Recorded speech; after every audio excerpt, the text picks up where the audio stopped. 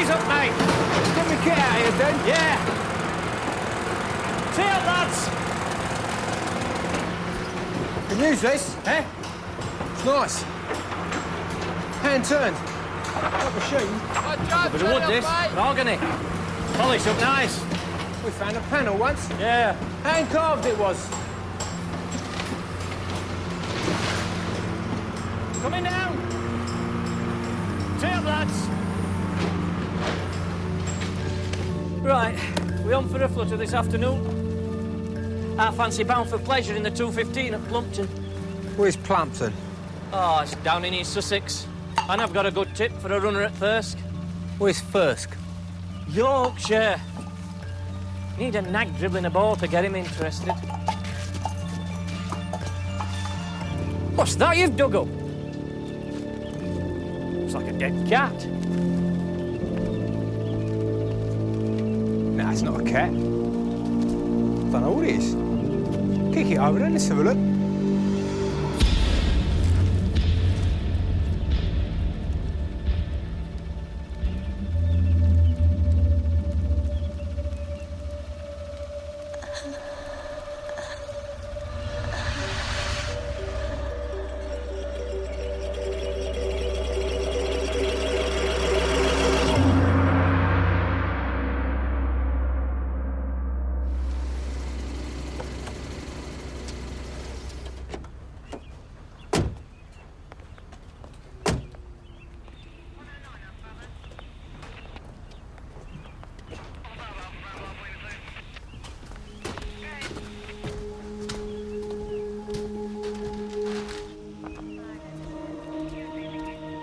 Female skeleton seems intact. Evidence of substance such as lime found close by. We have a red leather shoe. Gold trim. Same back. In reasonable condition, removed from the left foot. Strap buckle intact. Heel attached. Removing it at sight. New shoe found on right foot. Skull in good condition has remains of hair attached. Seems to be coloured, possibly dyed. Skull photographed in situ, removed and bagged on site. Material remnant found close to the remains, blue and black in colour. Could be tartan. White cashmere dress. Zip attached in reasonable condition. Good afternoon, everybody. Heard you were on this. Yeah, moved from Cobham, applied to the Crime Directorate and got SCG. Spares the CV. You remember Dave Satchel? Hi, mate. Dave? Hi, Doug. Hi, Lorna. Everybody. Okay, the Home Office pathologist has found some form of garden lime sprinkled over the remains. And that could be a crude attempt to destroy the evidence, which is why we're all gathered here. And a little warning, this is going to be a very long and very laborious investigation, so in case any of you bright sparks are thinking of jumping ship, you can think again, because if I'm on it, you're all on it.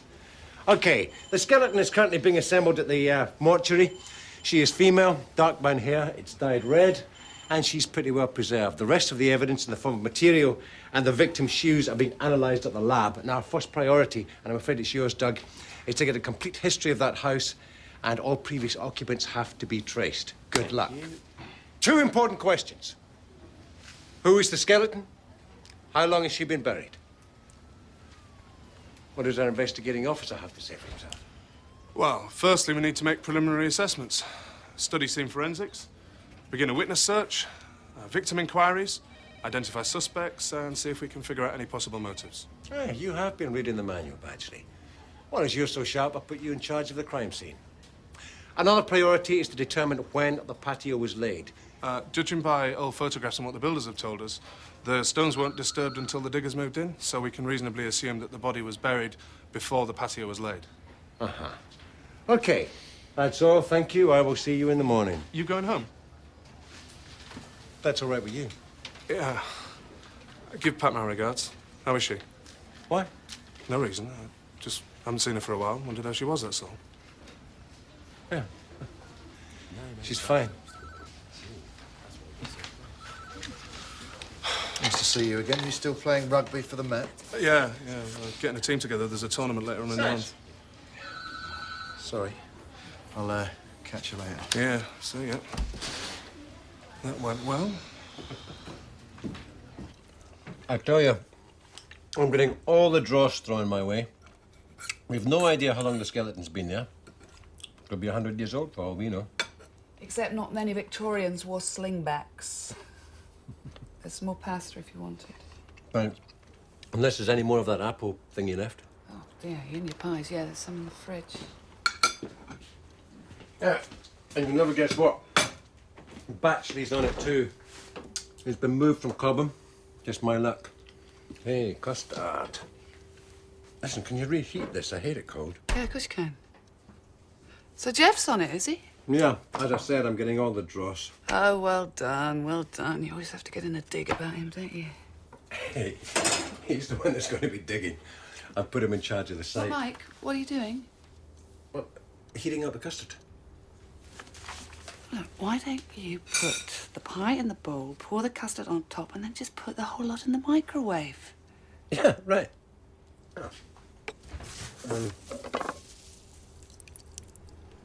Microwave. Okay. Reheat. What do you think? Reckon 5 minutes? No. All right. I'll leave the technology to you.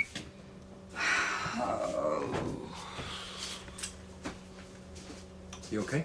Yeah, I'm sorry. I'm just going round in circles over the wording of this lecture. Hey, it sounds riveting. Rather you than me. Don't keep knocking it, Mike. Some of the stuff I'm working on is going to make quite a big difference to us. Hey, I'm not saying they won't, but you can't tell me you get as much of a buzz from this as you did from getting criminals off the street. No, of course I don't. Doesn't mean it's not important. When are you doing this lecture thingy? Tomorrow, I'm off up to Manchester. What, tomorrow? Yeah, for the conference. Do you never listen to a word I say? Never mind. I'm going to go and finish packing.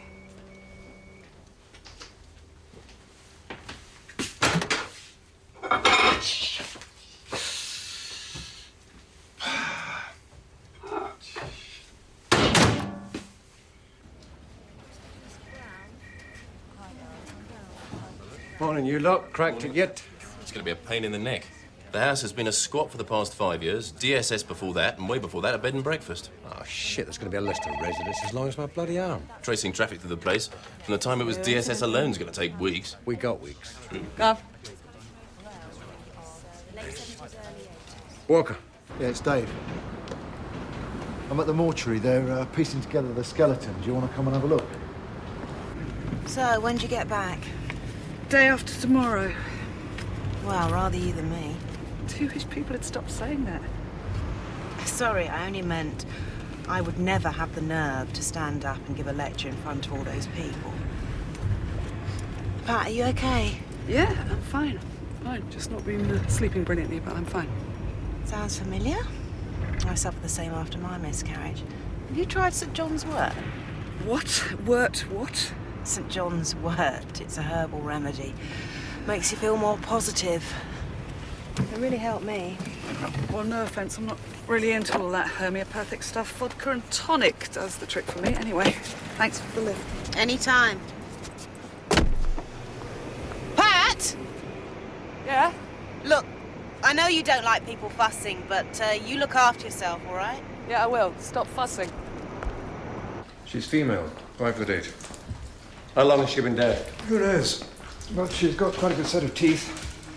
At this stage, I can't tell you whether there are any bones missing or broken. So far, we don't know whether we've got all the skeleton. But we have been able to estimate her age. She's young, somewhere between 16 and 19.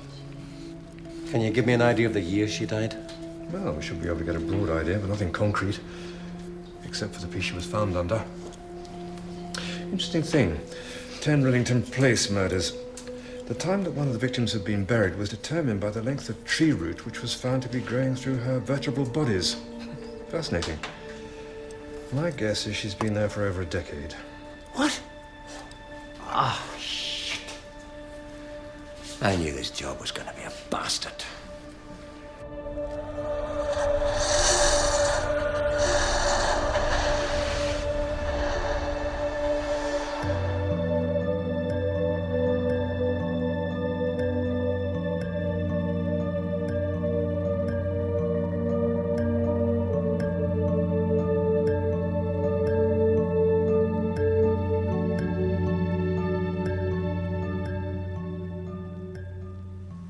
This could have been a skirt or a dress, anything really. It's just fragments. But thankfully, it's a synthetic, which should help us with the date. And it's a rather unusual pattern.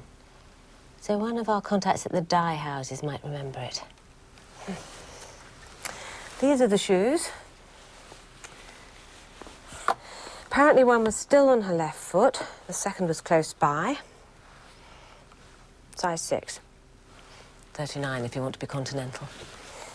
But it is the scene of the crime itself that has to be addressed with greater care if we're really going to reap the sort of rewards that DNA profiling could offer us. Rather than targeting the obvious, the bloodstain, the discarded cigarette end, whatever, we've got to think our way just a little more laterally around the crime scene. Study the witness statements.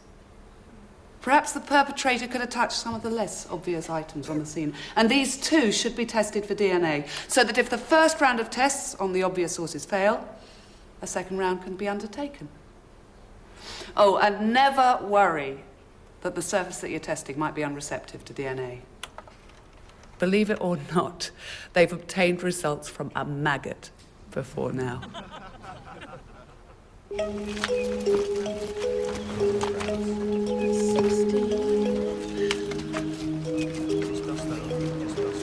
Patio stones were only made between 1979 and 1984, so it was probably laid during that time or soon after.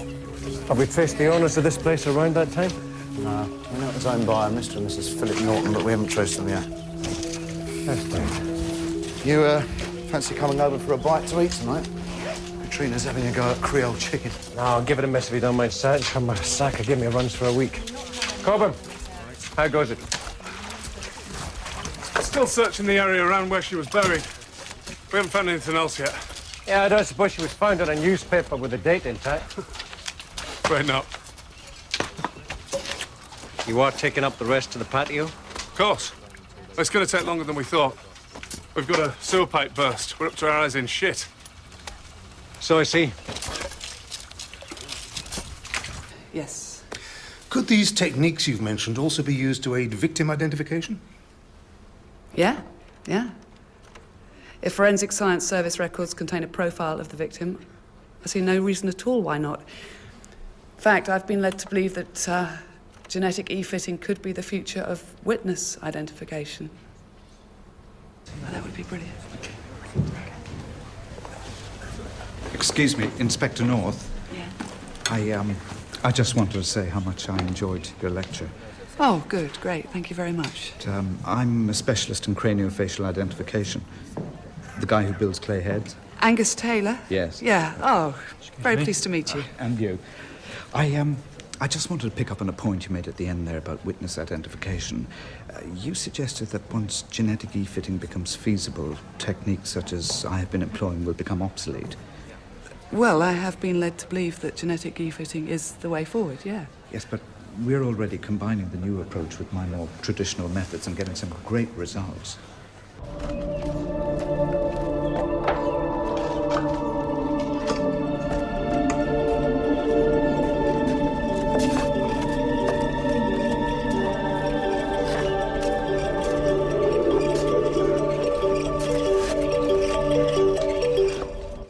We sent an illustration of the tartan to retail manufacturers who were operational in the late 70s and early 80s. And?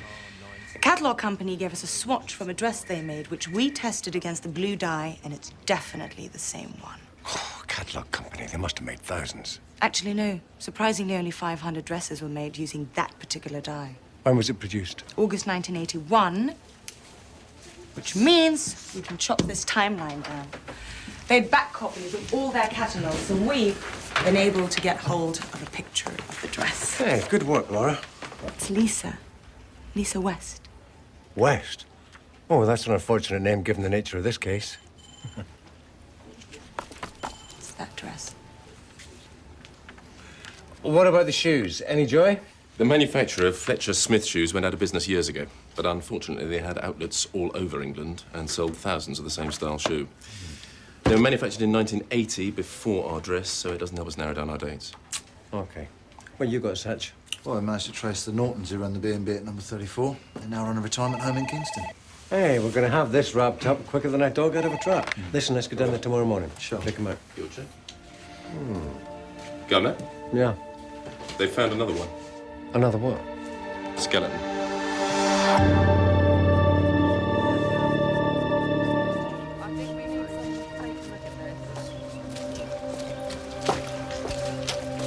Let's see it, Cobble.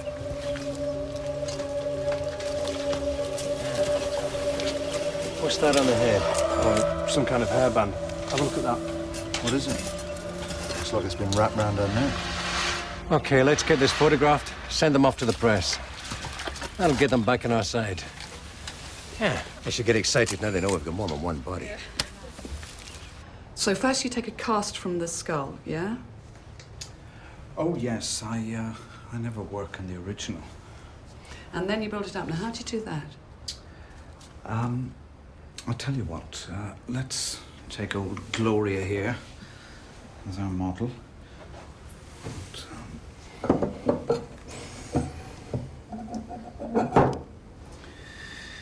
We drill small holes in the cast at carefully measured intervals, and then pegs of various lengths are placed into these holes to indicate the soft tissue thickness. And you use clay to build up the face? That's right. And then once the basic muscle groups are developed, we can pad it out by putting on the fatty bits, cheeks, chin, etc., before applying thin clay layers and strips to act as the skin. And how do you know how to build up the features of the face? Well, the shape of the face, the nose, lips, can be done pretty accurately, but the rest, ears, hairline, etc., has been pretty much guesswork up until now. Which is presumably where genetics will eventually come in. Exactly. See, once they've identified which genes correspond to which physical characteristics, then we'll be able to be much more accurate. But until then, I'm always careful to say to police that my heads are similar to. But it's useful to stimulate recognition if a detective only has a bag of decomposed remains. How much does this cost? About £1,000, which, when you have a sweet FA to go on, isn't bad. And how long does it take? Only a few days. And to my mind, worth every penny. Nah, she's gone up to Manchester for some conference. Playing with the big boys, eh? Only plain sat, she's giving a lecture. Oh, yeah, what? Oh, I don't know. Crime scene management, pulling your resources, crap like that. Seems to me nowadays, the only way you can hang on to a case is not to pull your resources. So, what have we got in the Nortons? Oh, the husband, Philip, died in 1983, so it's just Mrs. Norton and the daughter, Kathleen. So they both ran a B&B at number 34 17 years ago, right? Yep, from 1976 to 1984. Oh, there's obviously somebody at home. Yeah, someone's coming.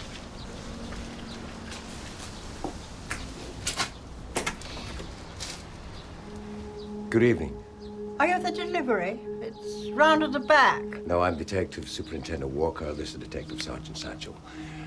I'd like to speak to a Mrs. Norton, please. I'm Mrs. Norton. How can I help? May we come in?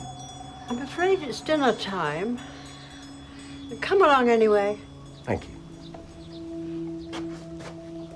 I'll have to go to the office. The residents are in the dining room. Mrs. Norton, we're here regarding a property you used to own at number 34 Hallerton Road, Kilburn. Hallerton Road. That takes me back. Would you like a cup of tea? No, I'd like to ask you a few questions. You see, 2 skeletons have been uncovered in the back garden of number 34. Well, I never. 2 skeletons. God rest their soul. How terrible. Of course, I had heard that it had gone down a lot after we left, but we haven't lived there for years.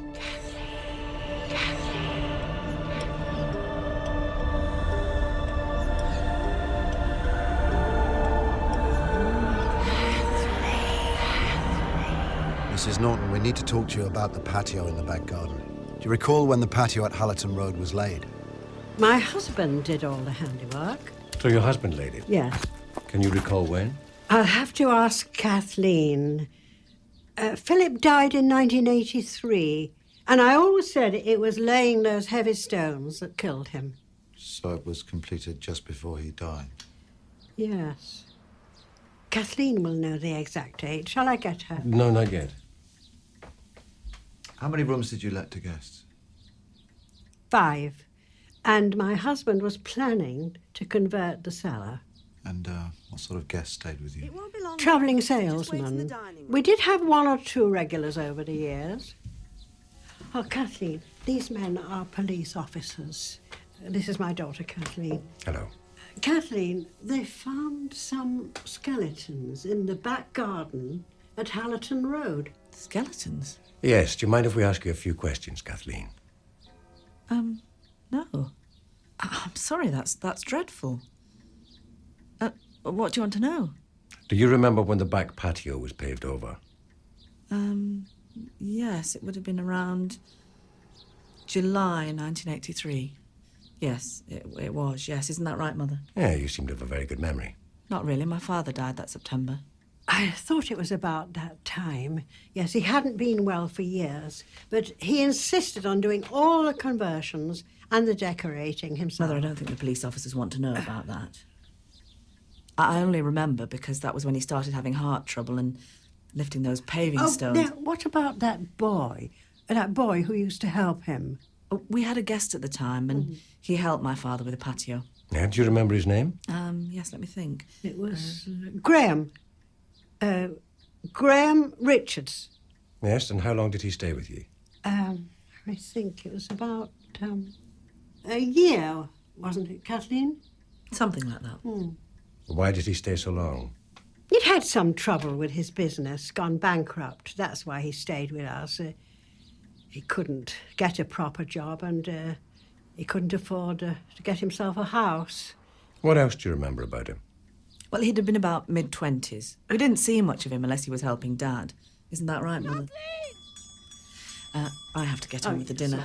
Do you know where we can contact him now? No, I'm sorry, we didn't keep in touch. Did you have many female guests staying around that time? 1 or 2, but like I said, it was mainly businessmen. And did any of your guests ever bring back girlfriends? Mother wouldn't allow I wouldn't allow it. Right. Who goes first? We've just got back from the National Missing Persons Helpline. It's heartbreaking. So many people missing for years, yet their families never give up hope. Yeah. Cut the hearts and flowers, Doug. What do you got? They've given us loads more information than police records could.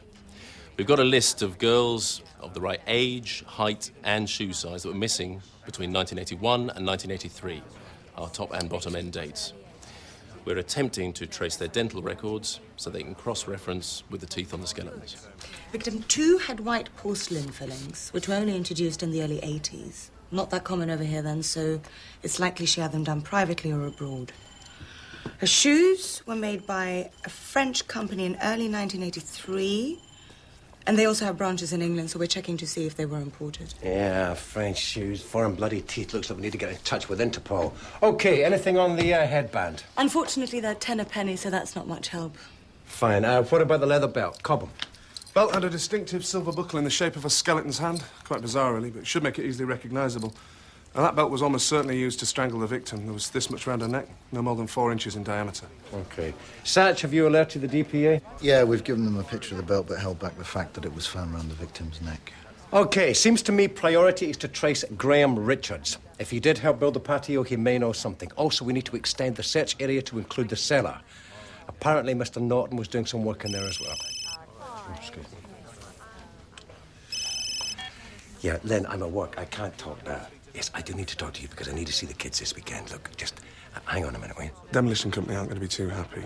They're already chomping at the bit to get the job done. And I'm almost certainly going to run into difficulty digging out the cellar. The house is pretty unstable. I need to be sure it's safe before I send my team in. Look, I'm sure you'll sort something out.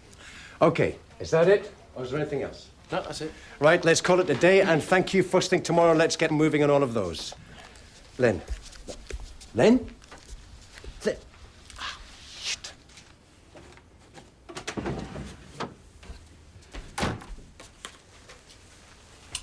Oh, hi. Hi. God, what a day.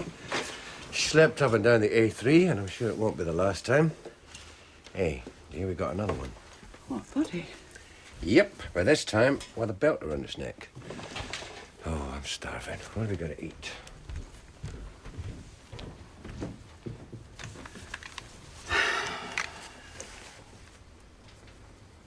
So, how have you been today, Pat? Good. Thanks for asking. The lecture went really well. Thanks.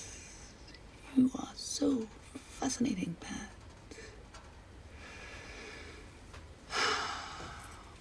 The latest on the case, we're going over live now to a news conference being held by Detective Superintendent Mike. We have today discovered 2 female skeletons in the garden of number 34, Allerton Road, Kilburn. Victim 1 was aged between 16 and 19. Victim 2 between 18 and 21 when she died. They were both buried between 1981 and 1983. We're appealing to anyone who stayed at the house during the time it was a bed and breakfast to please come forward. We're also appealing to anyone who may have information about these murders or who may think they know the victims to please contact the incident room on the free phone number. All calls are strictly confidential. We're also trying to trace the owner of this very distinctive leather belt.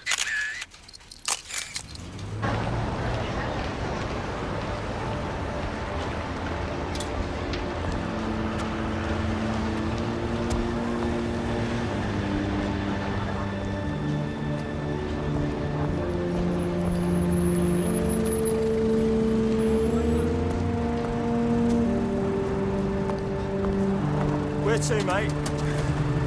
Marylebone, please.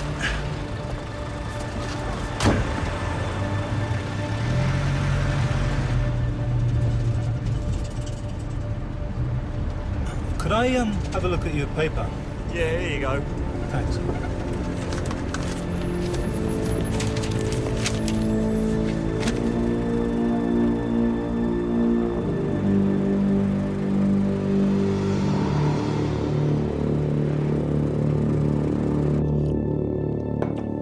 Hey, great coverage. The belt's on every front page. And Batchley's late. I've got to go by tube. I've got a meeting with the commander. What, problems with the case? Nah, he wants me to identify the skeletons as quickly as possible. Oh, yeah. Have you thought about building clay heads? No, the best way to identify a skeleton is through its teeth. Besides, my budget is overstretched as it is. Yeah, but putting a set of gnashes on the front page isn't exactly going to help much, is it? Doesn't matter. It's just a suggestion. Yeah, thanks, but no thanks. Look, if Batchley eventually does arrive, tell him I'm with the boss. They can pick me up there. Yeah. See you later. Bye. Bye.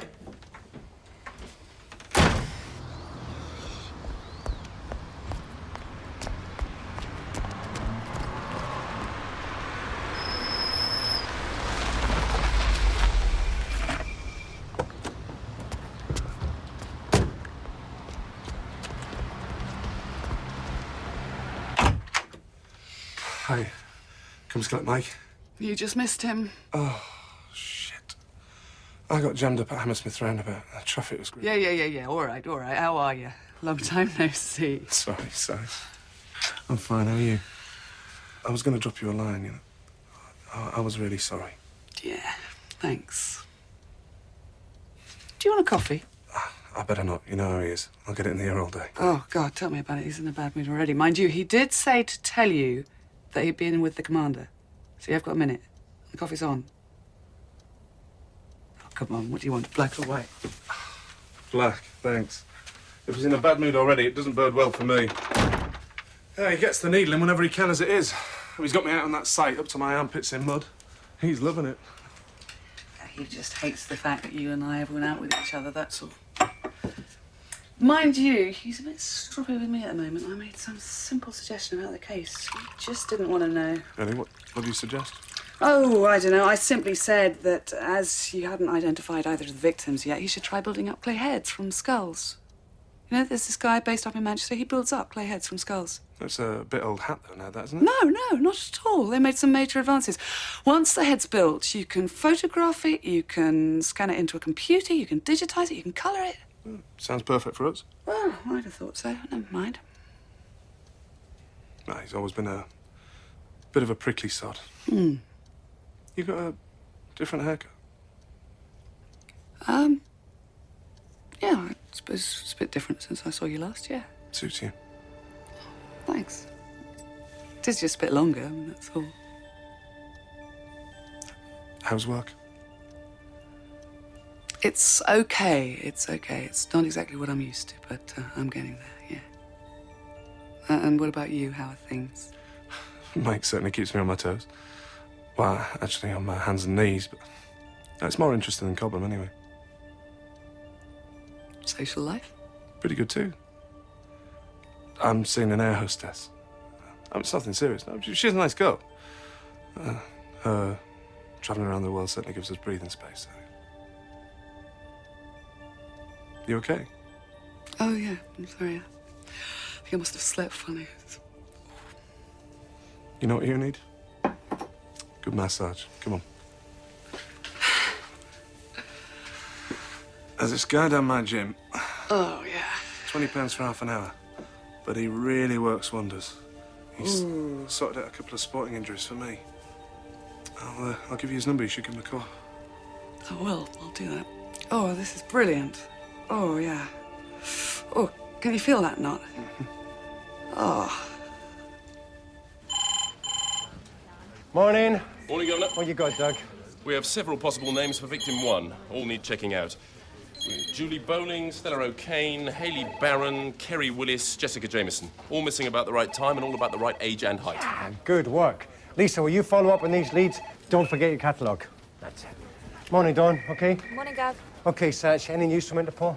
Oh, yeah, they've sent back a stack of missing persons dental records similar to our girls. The forensics dentist is sifting through them, yeah? Might not need it. The rate these phones are going. No, this guy makes it clear heads for identification purposes. He's based up in Manchester. Oi, Badgley, will you cut the rabbit in? Where the hell were you this morning? Sorry, traffic. Yeah, what's the news from the quagmire? Oh, well, our structural engineers finally confirmed we can't go ahead with the house search. It's not safe. What does that mean for us? More expense and delays. If you want it checked, we've got to buttress the walls and prop up the ceilings. Don't have much bloody choice. Look, tell him he's got a green light, but tell him to get a move on, will you? Right, you up. Gov, you might want to take this call. If it's a commander, I'm up to my arse and parsley. Graham Richards. Good morning, Detective Superintendent Walker. Mr. Richards, how can I help you? I thought I might have a picture of us somewhere, but I don't seem to. I'd only just started working here. You know, it was a long time ago.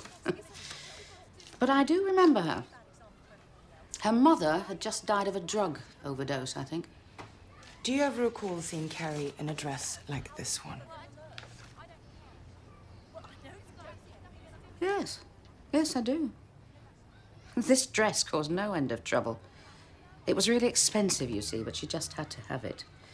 She sent off for it from a mail order catalogue. Couldn't afford to pay for it, of course. What did Carrie look like? Well, she was pretty attractive, really. She had lovely long dark hair and went and dyed it. Typical teenager. What colour did she dye it? Red. Shocking red. Is there anything else you can remember, Mrs. Cartwright? Not really. What was Carrie like as a person? She was a troublemaker, to be honest, and a compulsive liar. You never knew where you were with her. And she was always running away. They usually drifted back after a couple of days. What was different about the last time she went missing? Well, we had an idea that she had a drugs problem. We'd found syringes in her room. She denied all knowledge. Blamed one of the other girls, of course. I'm sorry, I can't be of more help. No, you've been great. But Kerry definitely wore that dress.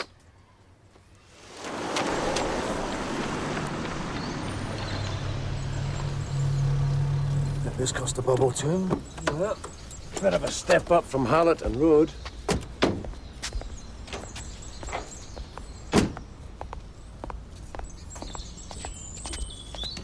Mr. Graham Richards? Yes, hello. Detective Superintendent Walker. Detective Sergeant Satchel. Come in.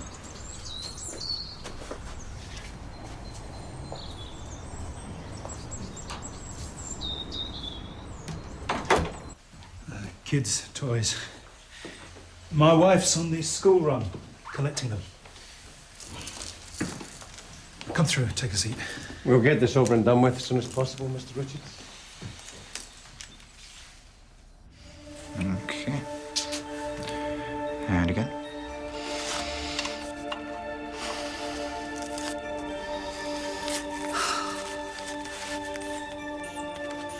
been through quite some ordeal, Pat. Look, this hasn't got anything at all to do with me losing the baby, if that's what you're trying to say. I feel fine. I'm just very busy at work, and I haven't been sleeping well, and I need some sleeping pills. All right.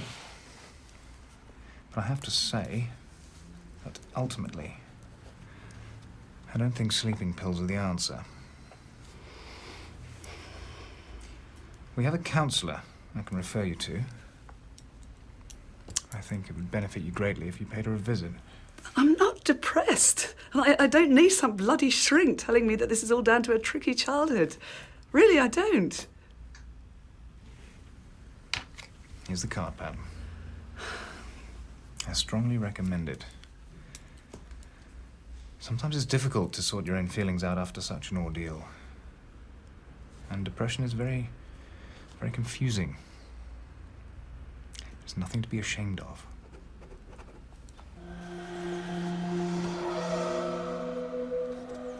Yeah. I had one identical to that, and it definitely went missing when I was at Hallerton Road. Skeleton's hand doesn't seem much like your style. Well, it isn't now, but it was then. Back then I was into bikes and leathers. See? So, why did you live so long at the B&B? Well, before I got there, my father left me a few thousand and I went into business with a pal. But it was a disaster. Went belly up. Building trade? No, actually. It was importing stuff from India, and that's where I got the belt. It was the tail end of the 70s, you know, I was just a kid. Anyway, I went bankrupt. I lost the flat I had. In fact, I lost everything. And that's why I went to stay at the Nortons' place, and then Philip Norton said that if I helped out around the house, I could pay less rent. What sort of work did you do for him? Well, it was a bit of a nightmare, actually. One minute he'd be doing the bathroom, then he'd move to converting the dining room into a bedroom. Then he'd try doing the same thing with the cellar. He was always looking for more ways to squeeze guests in. What about the patio? Did you help with that? Yeah. Yeah, Philip was quite frail, so I had to do all the lifting and the carrying of the slabs. There was a real problem because there was no back entrance to the garden and they had to be carried through the house. Mrs. Norton did her nut.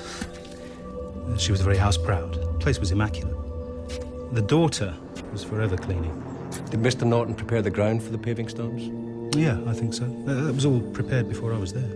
How long did it take you to complete the patio? A few months. Seems like a long time to lay a few paving slabs. Yeah. I think we got held up halfway through. He'd not ordered enough stones or something. Which end did you start with first? How do you mean?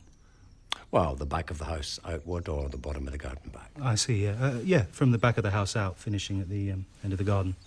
And you were still living at the B&B when the patio was complete? Yeah. Did you ever notice any disturbance in the ground at any time? No. No, Mr. Norton did all the preparation. I was just there for the heavy lifting, really. I told him, he should have had a compressor, you know, level off the soil. I'll tell you one thing. That patio is about the only job Philip Norton ever completed. What else do you remember about Mr. Norton? Well, he was very friendly. He had a bad heart, so he said. He liked his scotch. Mind you, you didn't want to be around him when he'd had a few. Why not? Well, he had quite a temper on him. Don't get me wrong, I'm not saying he was the murdering type, just, he could get a bit out of hand when he was 3 sheets to the wind. Did he have any affairs? Well, he was a wily old sod. He was always trying his luck with the ladies down the pub, but I'm not sure he was ever successful. So he never took anyone home to the house? Not that I saw. Mrs. Norton ran a very tight ship. What about the daughter, Kathleen? Well, she was a bit of a lump, really. It was like I said, she did most of the work round the house for the guests, cooking, cleaning. They treated her like a skivvy. She had, some screaming matches with her mother. So they were kind of odd together, you know. He's vying for the old man's attention, and he certainly knew how to set them off against each other.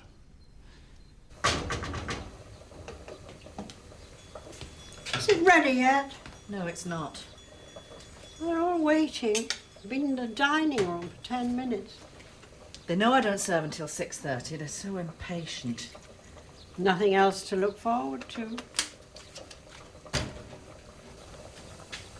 Mother, please, you know I hate you hovering.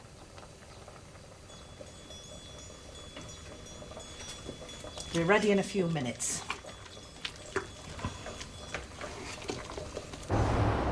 No, it's odd. He never asked where the belt was found. Think he knew? Possibly. Why did he come forward? Oh, that's obvious. He's playing a double game to deflect suspicion of himself. Maybe. Maybe, but there's more to it than that, I'm sure. I think he was trying to put Philip Norton in the frame. Well, there is something definitely very odd about that family. You know, what we've got to do is build up a better picture of what went on in that house. Do you fancy a Chinese? Some of us have homes to go to, you know. Yeah. Is everything all right between you and Pat? Yeah, I'm just hungry, that's all. I don't know about you, Sarge, but I didn't get any lunch.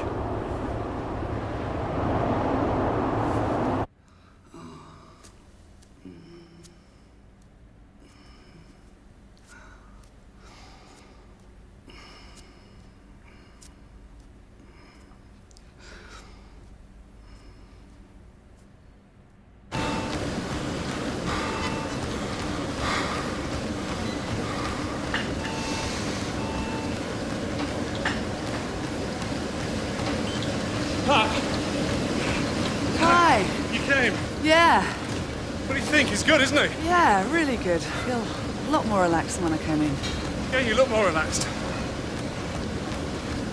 Well, I'll leave you to it then. Thanks. It was a really good idea. Well, actually, I'm all done. Have you got time for a drink? Well, after all the hard work I've been doing, yeah, I definitely deserve a drink. I'll see you in a minute, okay? Working with your other half's enough to drive anyone to drink. You should try living with him. No, thanks. Anyway, you can't be seeing much of him at the moment, can you? No, not a lot. Mind you, we never thought it was going to be easy. But up to now, we've kind of made it work. And now?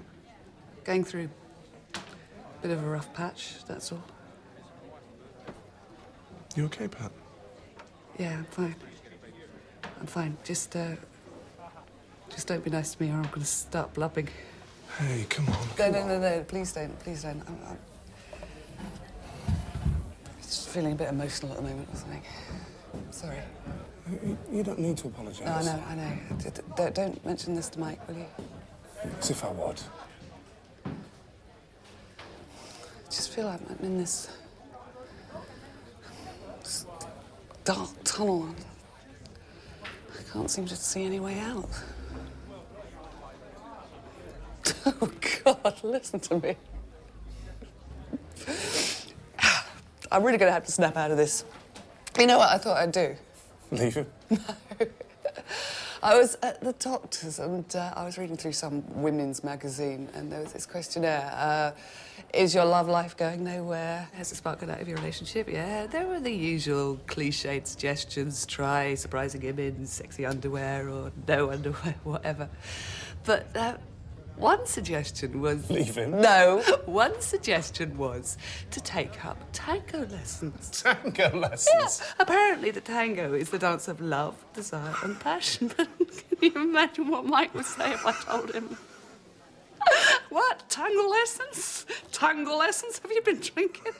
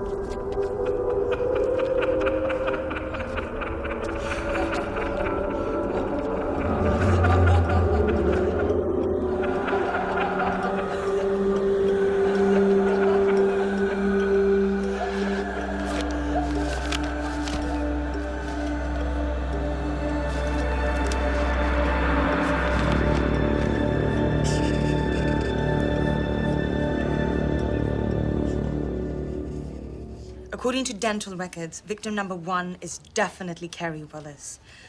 And our care worker was probably right about the drugs. The latest pathologist report says there was periodontal disease present in her teeth. Apparently, this indicates someone who neglects their mouth and is very common in heroin addicts.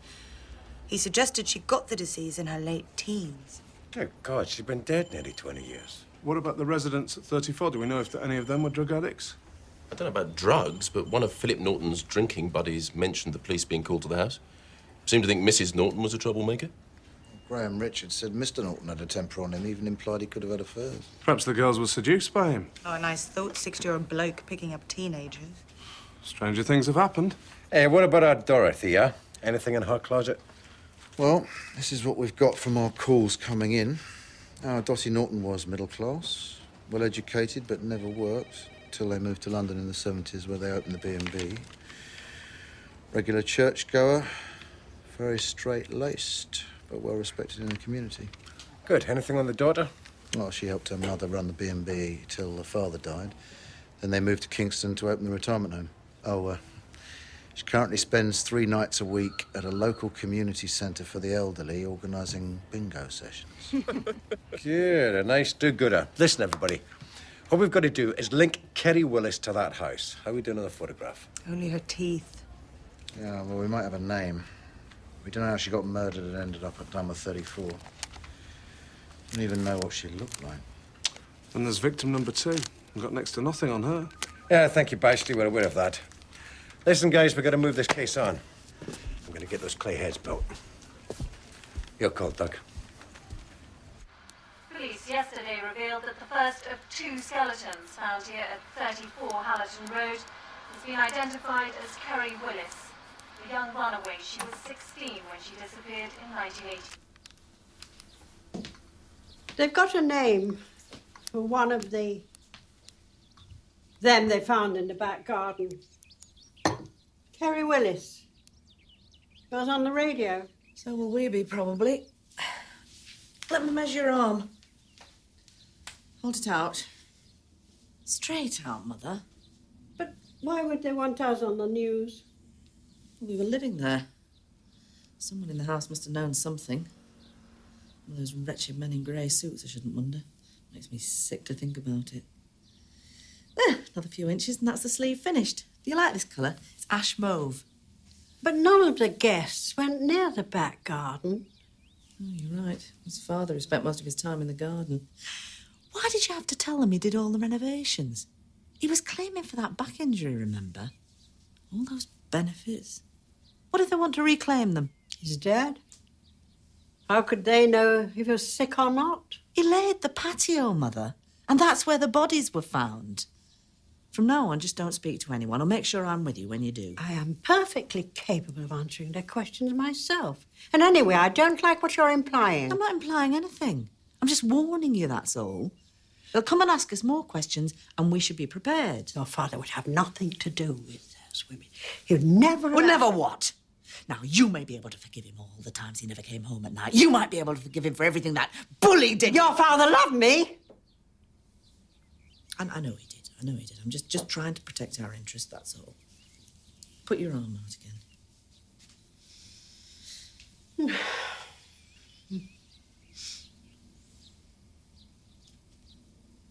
I don't like this colour.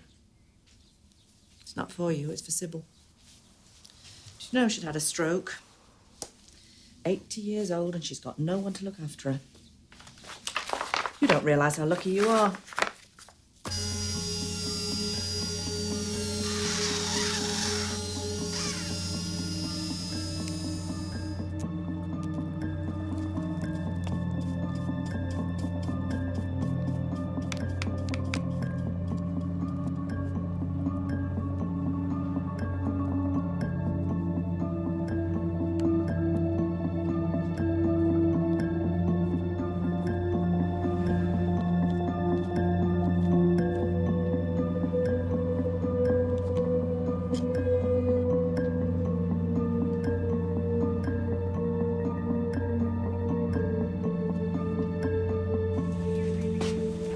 Sorry to drag you out, but I thought you'd want to be here for this. We've discovered what we think is an old coal bunker. The chute's been bricked up from outside, and then this end's been hidden behind plasterboard. Watch yourselves. Where's it going, John? Can't shift it. Come on, I'll have a go. Yeah, come on, rugby prop. Spring into action.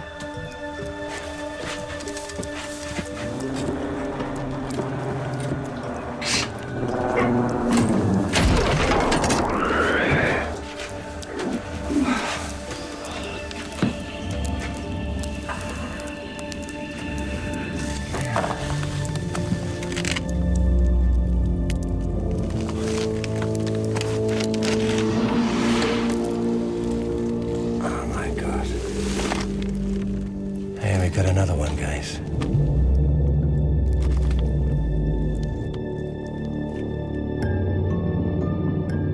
Now, my little darling, are you blue or brown or grey? Blue, I think. Yes. I'll give you nice, clear, blue eyes. Yes. Now let's see what you look like. You know, I think you were very pretty. Let's see if we can build up a picture of what you looked like. How old were you? 17? 18? 19?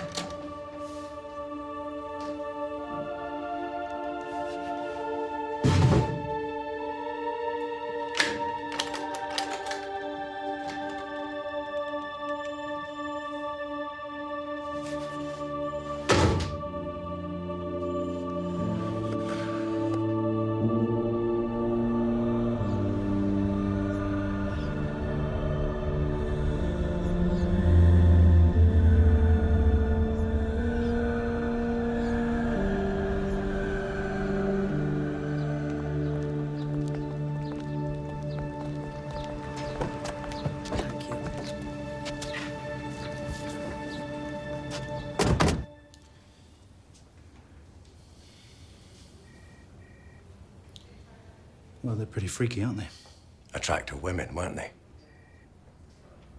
So do you recognize any of them? No, I don't think so.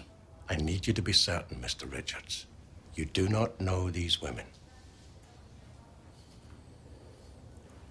No, I'm sure. I've never seen them before. Okay. Thank you for coming in.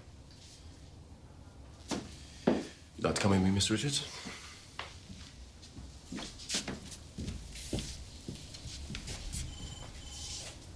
Okay. No. Any trouble with the prince? Apparently not. He agreed immediately. Oh, good. Is Mrs. Norton still kicking up a fuss about coming in? Yeah. Okay, we take the photographs to her, Satch. Yeah, sure.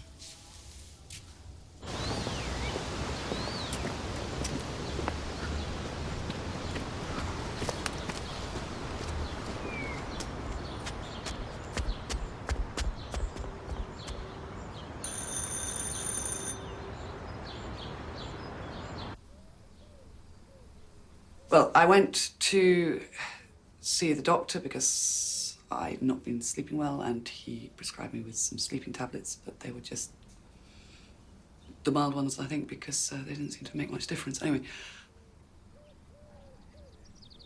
well, as I said on the phone, he referred me to see you because he wouldn't give me any more pills. How are you feeling about being here? Oh, pretty uncomfortable. See, I haven't done this sort of thing before, so I'm not sure what I'm meant to say.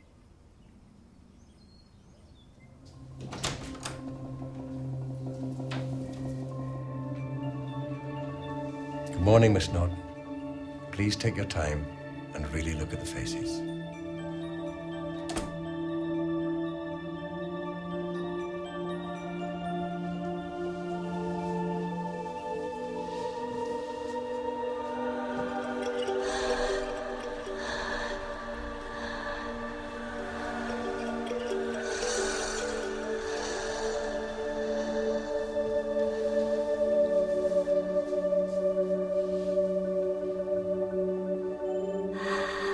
see if you recall any of them being at Hallerton Road at any time. No. No, I'm sorry, I don't recognize them at all. The first girl's name was Kerry Willis. Ring a bell? No, I'm sure I don't recognize it. What about our third victim? We know she wasn't white, but we don't know any more about her ethnicity than that. Here are some possibilities, Lisa.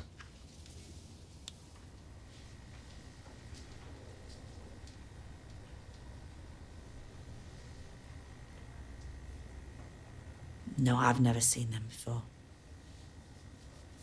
I'm sorry, Superintendent, but I don't know any of them at all. Thank you, Kathleen.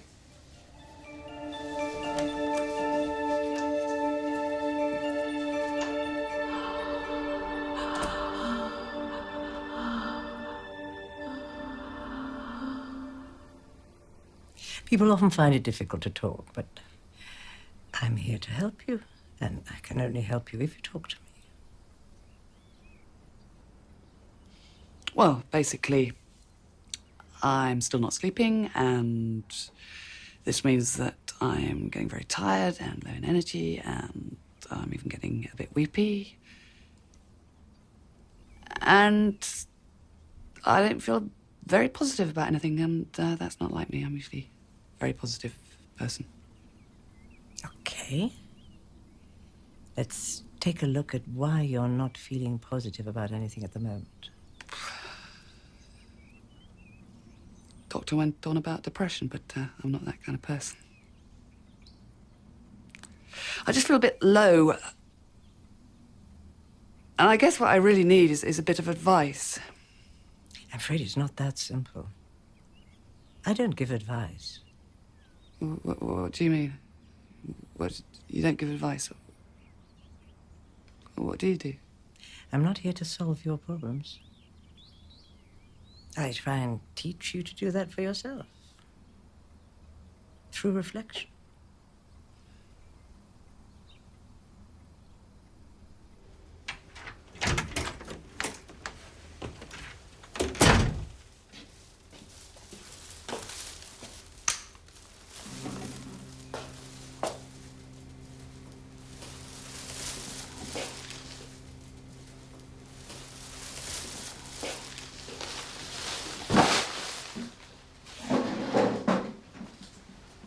I gave them the sandwiches you left. They didn't like them. You've been a long time. Everything all right? You see that? It's a dishwashing machine. What have you piled everything up in the sink for? It was full. Did you hear what I said? Yes, they didn't like the sandwiches.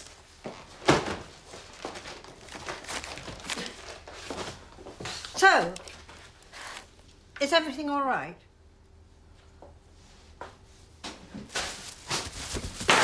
I was worried.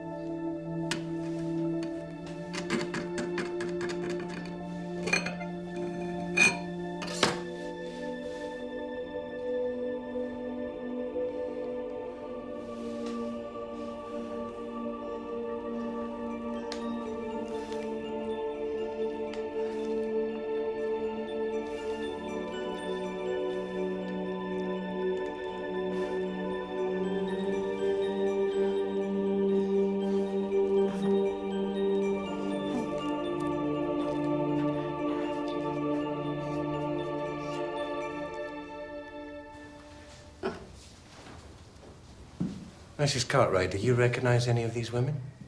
Oh, yes. Isn't this amazing? They're so lifelike. Which one do you recognize? This one. This is definitely Kerry Willis. She dyed her hair just that colour. Oh, there's something else now I've seen her. She had a birthmark on that cheek. About the size of a 50-pence piece. She was very self-conscious about it. Used to cover it with makeup. So this is definitely Kerry Willis. Definitely. That's her. Mrs. Cartwright, thank you for coming in today. You just made my job a little bit easier. If you'd like to come with me.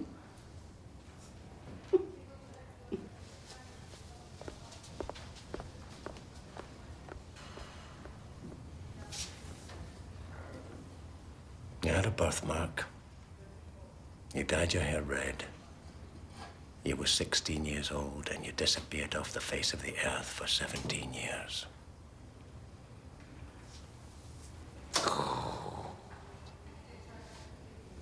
What happened to you, Bonnie Lassies?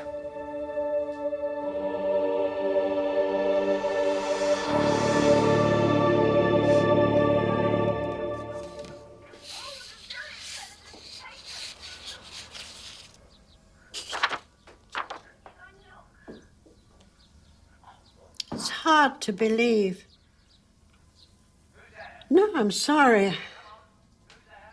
I've never seen one of them before. We've interviewed Graham Richards. What do you remember of him? Richards? Yes. Did you like him?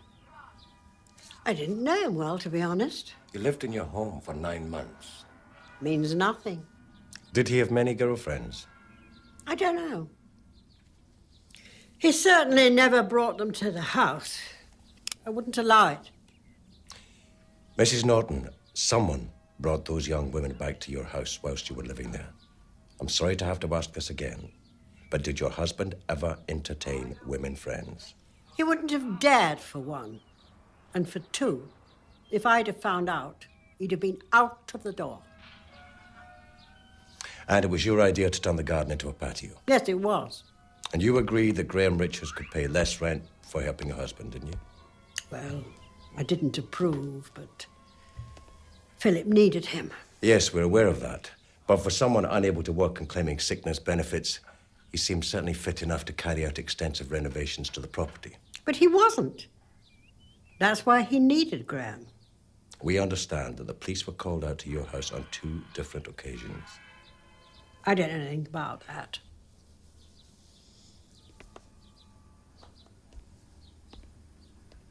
Mrs. Norton, was your husband ever physically abusive towards you? Never. He was a good husband and a wonderful father. He could turn his hand to anything, but he never turned it on me. So do you think she was covering up for the husband? Oh, I don't know. She certainly wants us to think they were one big happy family.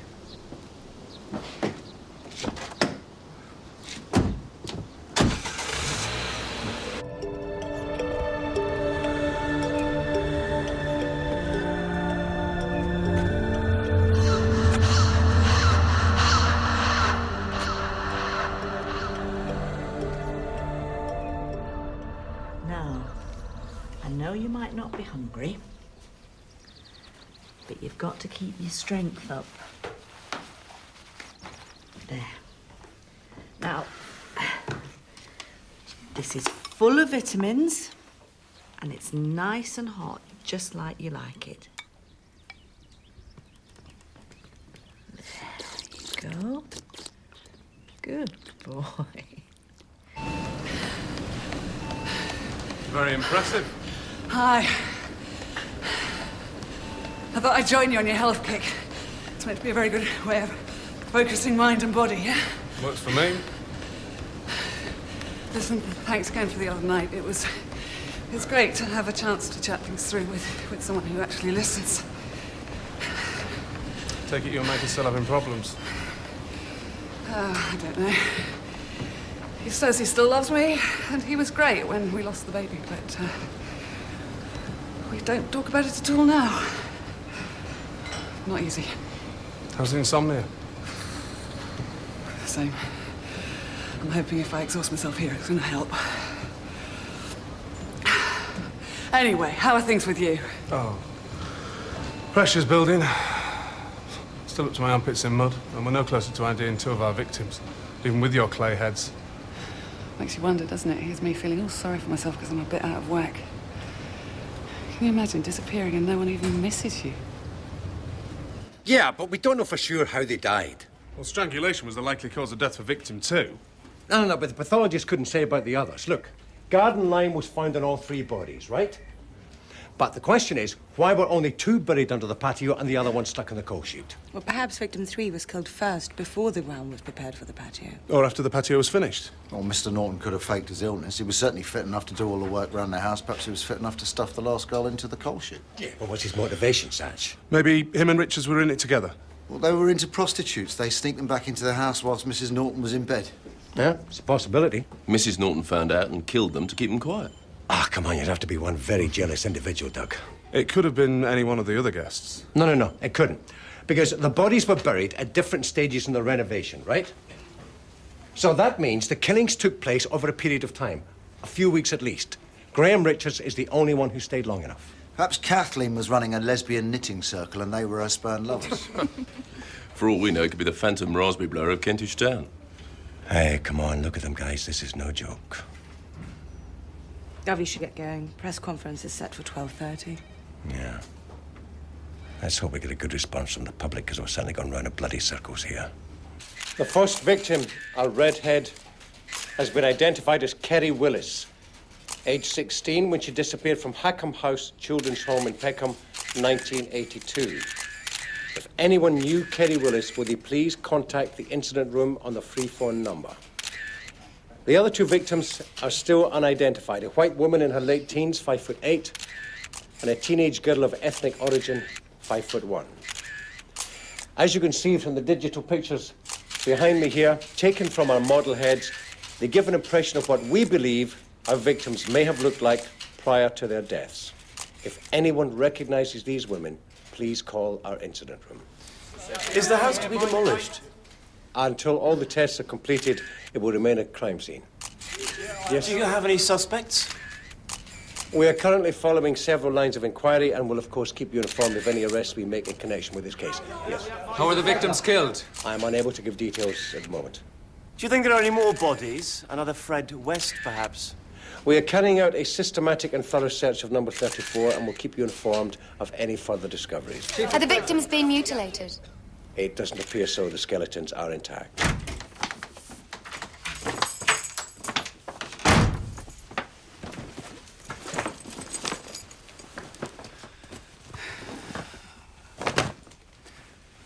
Hello?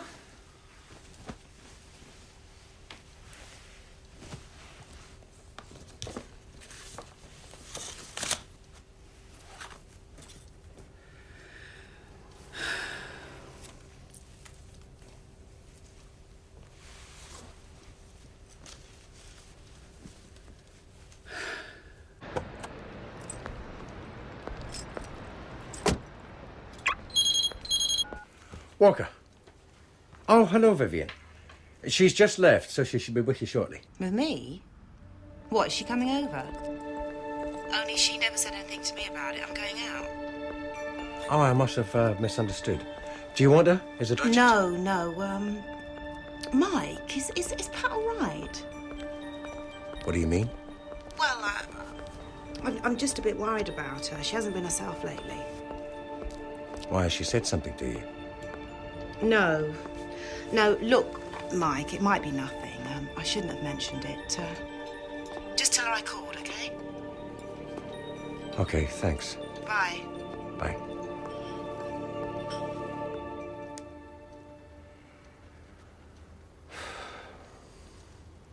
We've had over 300 calls from people claiming to recognize our girls from the model heads. We've already prioritized them. Now it's just a question of plowing through them. I think I might have something. A Greta Bertram called in. Says she thinks victim 2 is an old friend of hers, a German girl called Ingrid Kessler. She scanned in a photograph of Ingrid and emailed it to us. Here, take a look. See this girl here? Mm-hmm. Does look very like our girl. Yeah. The photograph was taken at a place called the Rhinestone Club in Soho. Oh, what'd you say her name was? Ingrid Kessler. Okay, I think we should go talk to this friend. Bit of a schlep. She lives in Sweden. Sweden? Go, make a suggestion. Yeah? The guy in technical support can tell you for sure if that's our victim. Yeah, go on. He uses the same image enhancement to work out an exact map of the skull. Then he overlays the photo, see if you get a match. If you do, that's your girl. Yeah, you're not just a pretty face. OK, everybody, let's get in touch with Baxley's technical chappie, and if we've got a match, let's bring this woman over from Sweden. Well, let's hope she's like the blonde one out of ABBA. Tight white trousers on.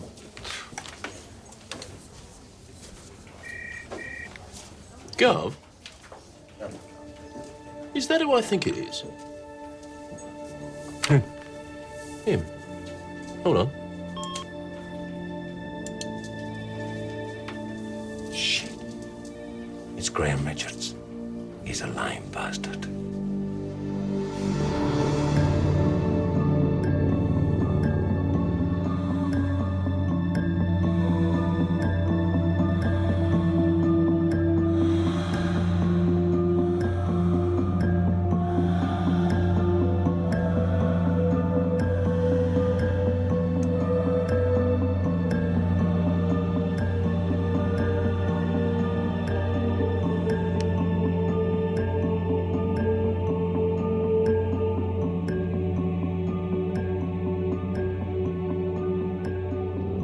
Just gonna adjust it here. Looks good. Yeah, that's a match.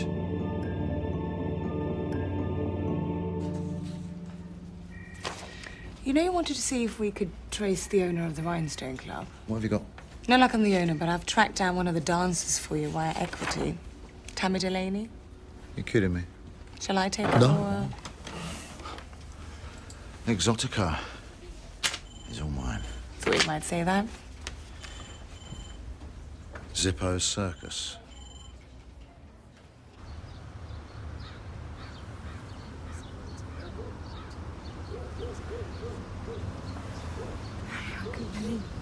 It was the funniest thing. Excuse me. Do you know where I can find Tammy Delaney? Yeah, wardrobe trailer, far end, by the big truck. Thanks. Wonder what he wants. Tammy Delaney? Uh-huh. Can I have a word? If you've got muck on your shoes, leave them outside. DS David Satchel, the Metropolitan Police. Shoes are clean. Oh, shit. What's that slob done now? I'm divorced. I don't know where he is or what he's doing. It's you I need to talk to. Used to work in a club in Soho, the Rhinestone, back in the late 70s, early 80s. What about it? Can you have a look at this? It's a photograph of some of the girls. I'm not on that. I did work there. This must have been taken before or after my time. I don't know any of these girls. Anyway, I was a solo artist, contortionist. I had to give it up to have hip replacement 8 years ago. So, you don't recognise this girl? Her name is Ingrid Kessler. Nah, like I just said, I don't recognise any of them. Do you know the name Graham Richards? Nah, don't think I do. Nah. We think he might have been a customer at the club. Now, this guy, he was a regular, real charmer. Used to go through the girls like a dose of salt. Which one? Him. Used to come with an older guy sometimes. Both of them were at it. Bondage. Never tried it with me, though. I stayed well clear. Why was that? Oi, cheeky. I used to be into lots of things, but not that. Anyway, I heard he could get a bit rough, you know. Slap the girls around. Used to do a lot of, made him nuts. Does that to some people, you know. Makes them paranoid. So he'd get high and knock the girls about then? So I heard. What about the other guy? Don't know about him. Just, this guy. Always used to come in with a bag of Charlie to hand out. He was dealing then? No. Traded it to get laid. Oh, I don't know. Never touched the stuff. Sorry, when exactly did you work at the Rhinestone then? I guess I was there for about a year. Must have been... Oh, God. When was that royal wedding? 81. I was there for that. Thanks very much. Just goes to show, Ip might have needed replacing, but the old brain cells are still working. How'd you like a couple of tickets? Or a ticket for the show? We could have a few drinks after. Thanks, but I think I better get back.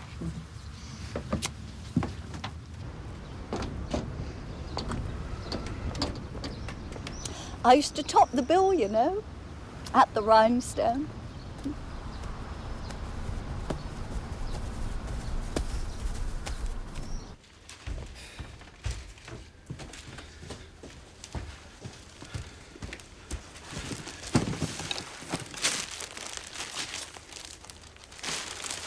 Where are you taking those?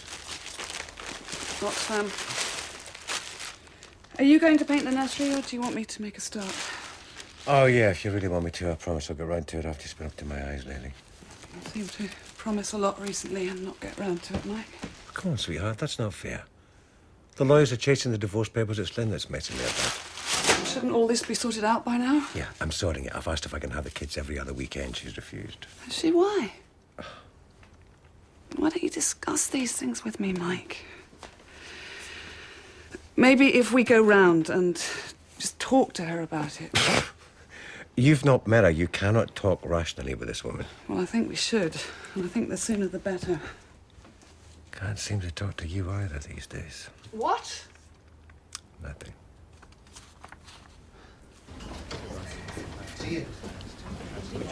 Gov. Yes, I can find her. Gov. What are you not dither about? She's here. She's in interview room number 3. Who? Greta, our Swedish woman.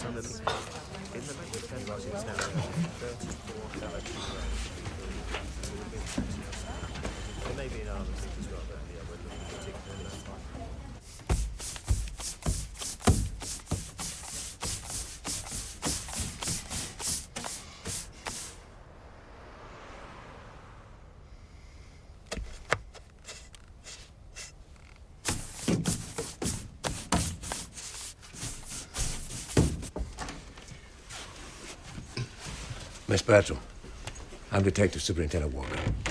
Hi. Detective Sergeant Satchel. Yeah, we met downstairs. Please, have a seat. Our technical support team have analysed the photograph you sent us, and I'm afraid it appears that our second victim was indeed your friend. I'm very sorry. I knew it was her. It was only by chance that I saw the newspaper. My husband brought it back with him when he'd been over here on business. The story hasn't been used in Sweden. How well did you know Ingrid? Oh, not well. We just worked together for a few months when I was living here. When was that? 1982, 3 maybe? And you haven't seen Ingrid since? No, I moved back to Sweden soon after. You said you worked together. Where was this? At the Rhinestone, the club in the photograph. That's me. So you were? Exotic dancer, yeah. What was Ingrid like? Oh, she was very friendly, very outgoing.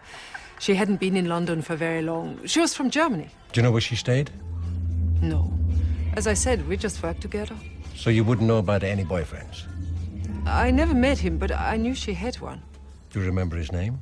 No. In fact, the only reason I remember her talking about him was he got her pregnant and then he disappeared. And she was so preoccupied and upset about being pregnant. She kept changing her mind about what she wanted to do. One minute she wanted to keep it, the next she was worried about having to stop working. Now, you just said that you didn't know each other very well. Why would she give you such personal information?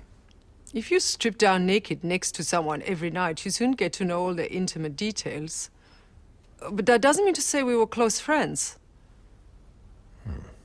Did Ingrid ever work as a prostitute? I have no idea. As I said, we were not close friends. Is there anyone else that she knew that we could talk to? The other girls in the club, or the owner maybe. But I haven't kept in contact with any of them. And I think it's closed down now. Did you ever hear her mention a name of a man called Graham Richards? Dark, good-looking. Then he would have been in his mid-20s, lived in North London. No. How about Philip Norton? No. Kathleen Dorothy Norton? No, I'm sorry. I've told you all I know. Okay, thank you very much for coming in. Will you be available for further questioning should we need to speak to you? Well, I'll be staying in town for another couple of days. Staying at the Ritz. Thank you.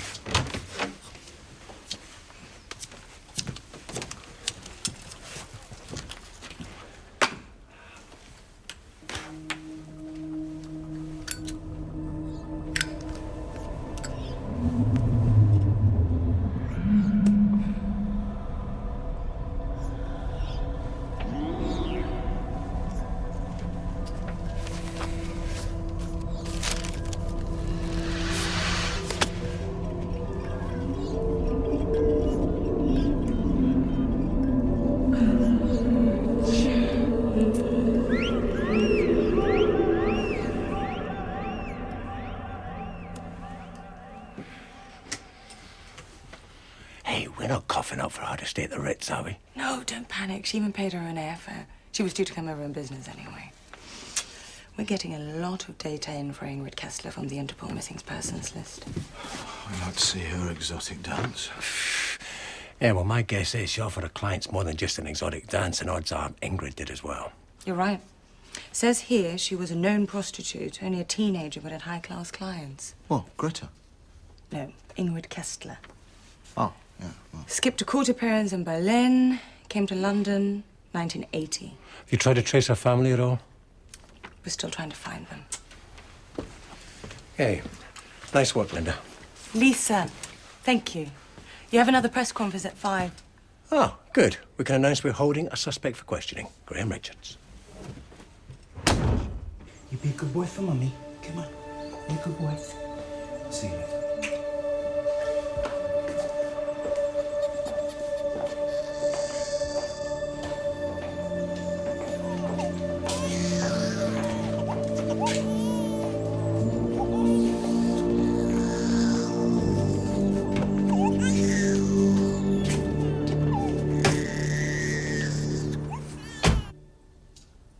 Did you ever bring any girls back to 34 Hallerton Road? No, never. So apart from Kathleen and Dorothy Norton, there were never any women around the house? No. Did you have a girlfriend then? What? Did you have a girlfriend? Yeah. Nothing steady, but there were a couple of girls I saw, yeah. Can you give me the names? Were you serious? Yes, Mr. Richards, I'm very serious.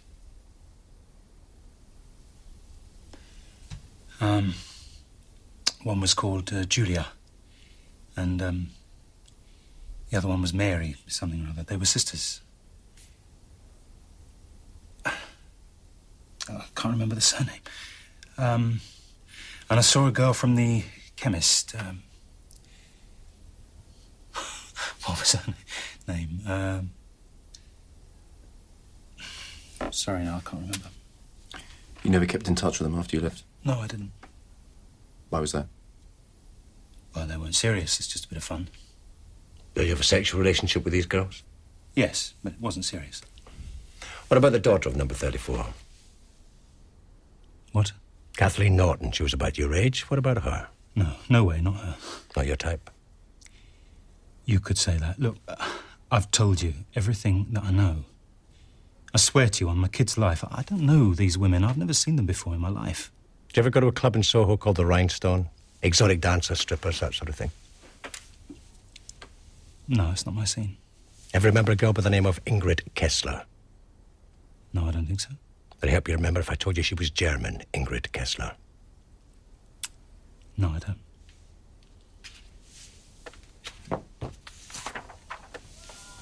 This girl, Ingrid Kessler. No, I don't know her. Is this you? What? Is this you?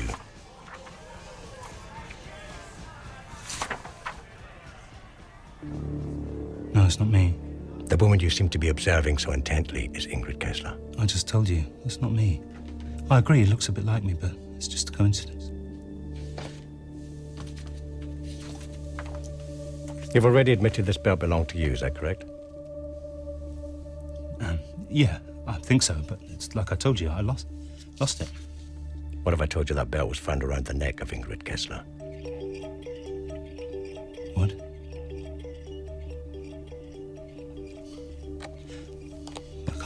can't be mine. No. She was buried where you were living, and then by chance you come along and built a patio over the area where she was buried. Strange set of coincidences, Mr. Richards. God, I don't believe this is happening. I want a solicitor.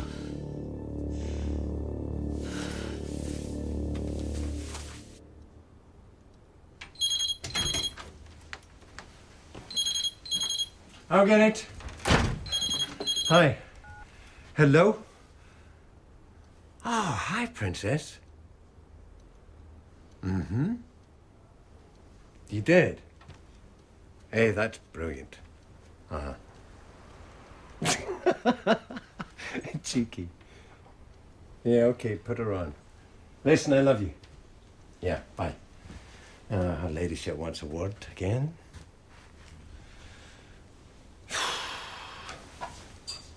Hello? Len? Yeah, could you just hold on? I'm just through the door myself. I'll have a shower. There's some soup in the pan with the lid on. If you don't want it, just put it back in the fridge, okay? Len, will you please calm down and listen to me for a moment? I am not throwing you and the kids out of anywhere, for Christ's sakes, but that house is enormous, and so